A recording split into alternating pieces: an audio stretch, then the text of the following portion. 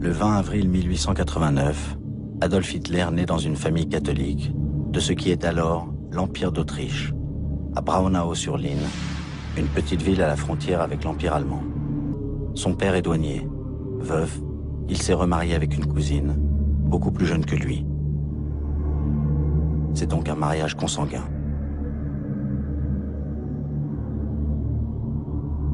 Sa petite enfance est marquée par les nombreux déménagements dus aux affectations paternelles le long de la frontière.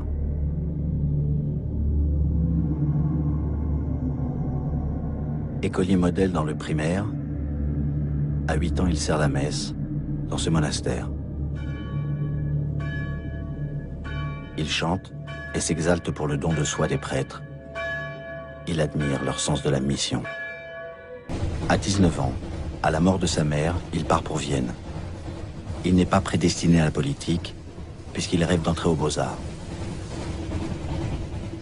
Grâce à son petit héritage, il va pouvoir vivre une vie d'artiste et de bohème. Sorti de sa province, il découvre les multiples communautés qui peuplent la capitale de l'Empire d'Autriche. Les Tchèques, les Polonais, les Italiens, les Croates ou les Juifs.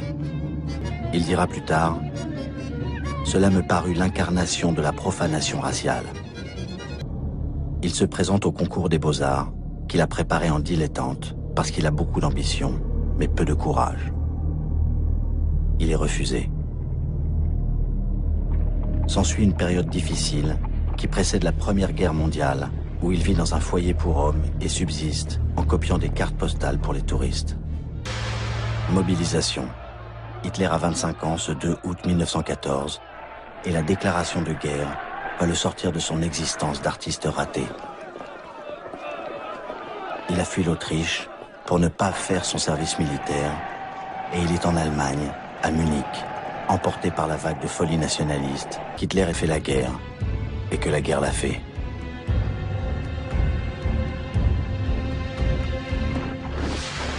Au bout de 4 ans, il revient à Munich avec son régiment, dans une Allemagne en pleine révolution.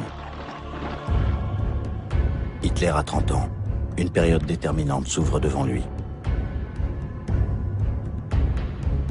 Il cherche avant tout à rester dans l'armée, qui désormais garantit l'ordre et la stabilité du nouveau régime du président socialiste, Friedrich Ebert.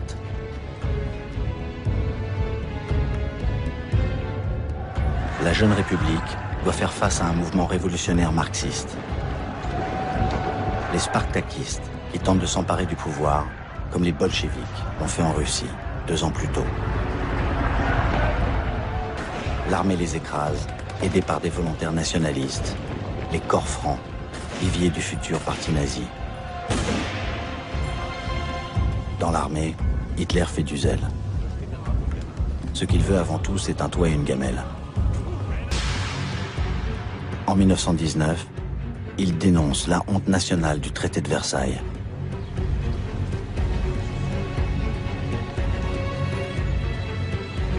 Après des mois de palabres, les vainqueurs, surtout la France, l'Angleterre et les États-Unis, imposent à l'Allemagne des conditions de paix très dures. Le traité de Versailles, signé le 28 juin 1919, condamne l'Allemagne à payer d'énormes indemnités, les réparations, qui vont peser sur son économie et seront au cœur de la contestation allemande. L'Allemagne est aussi amputée de 13% de son territoire et d'1/10 de sa population. L'Alsace-Lorraine redevient française et toute la rive gauche du Rhin est démilitarisée. Un film allemand de l'époque dénonce le dépeçage du reste de son territoire. Le pire est la séparation de la Prusse orientale du reste du pays pour recréer la Pologne démantelée au XVIIIe siècle et lui donner un accès à la mer. Ce couloir de Danzig sera le déclencheur de la Deuxième Guerre mondiale. L'armée allemande est réduite à 100 000 hommes. Hitler est donc démobilisé, malgré lui, dans cette Bavière en pleine ébullition, où pullulent les groupes d'extrême droite. Il est filmé ici, pour la première fois, dans une manifestation du DAP, le Parti allemand des travailleurs, auquel l'armée lui avait demandé d'adhérer pour le surveiller dès 1919. Faute de mieux, il y reste pour devenir agitateur politique à plein temps. La Bavière est alors très à droite, tandis que le pouvoir à Berlin est plutôt de centre-gauche et porte le nom de République de Weimar, du nom de la ville où vient d'être votée la nouvelle constitution.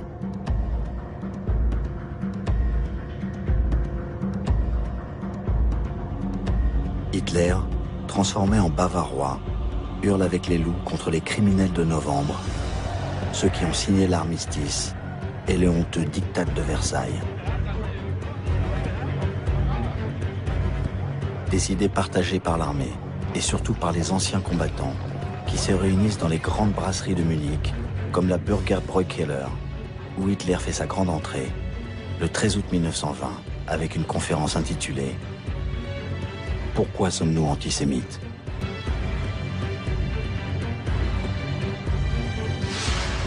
Hitler galvanise les excités de son groupuscule d'extrême droite qui le prennent pour chef.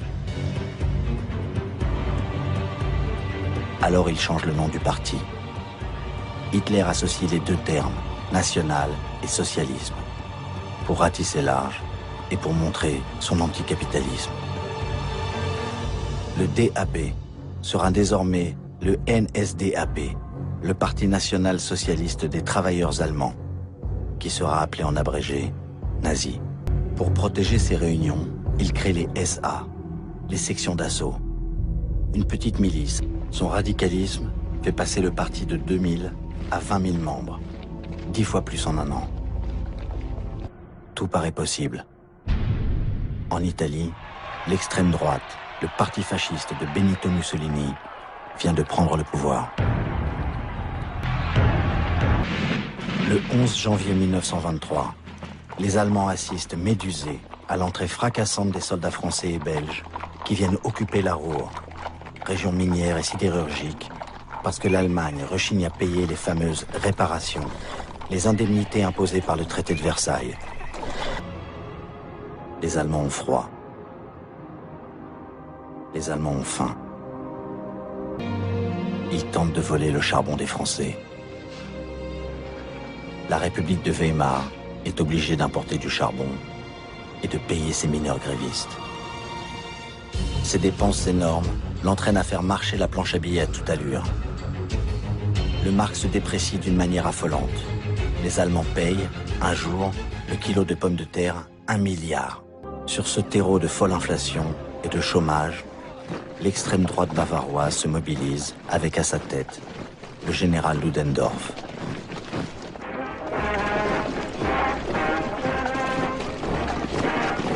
Grâce à Ludendorff, Hitler a réussi à unifier tous ces groupes d'anciens combattants aigris par la défaite. Il veut tenter un putsch, un coup d'État, marcher sur Munich, puis sur Berlin. L'armée et la police décident de rester fidèles au gouvernement légal. Que Ludendorff et lui vont quand même entraîner la population. Les deux camps sont face à face avec Hitler en gabardine blanche au centre.